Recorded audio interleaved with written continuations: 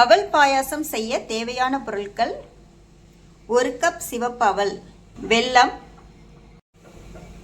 முந்திரி, ஏலக்காய், நன்கு காய்ச்சி ஆற வைத்த பால், சுத்தமான நெய்.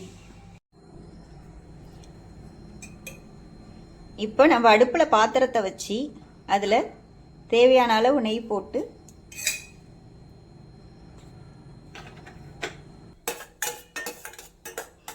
நம்ம வச்சிருக்க முந்திரி பருப்புகளை போட்டு வறுத்துக்கலாம்.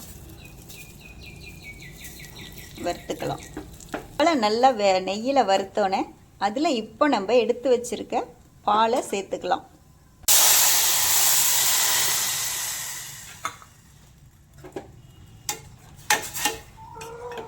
நல்ல பால் சேர்த்து அவல் வேகிற வரைக்கும் நம்ம வெயிட் பண்ணலாம்.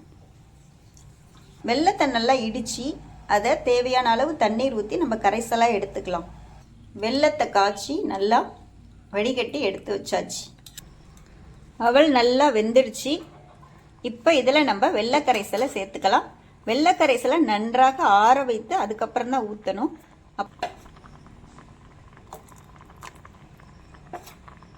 வெள்ளை கரைசலை நம்ம சேர்த்து நல்லா கிண்டி விட்டு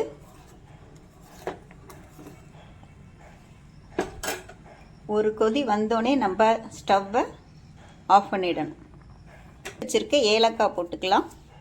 வறுத்து வச்சுருக்க முந்திரி போட்டுக்கலாம். அவ்வளோதாங்க, சூப்பரான சுவையான அவல் பாயாசம் தயார்.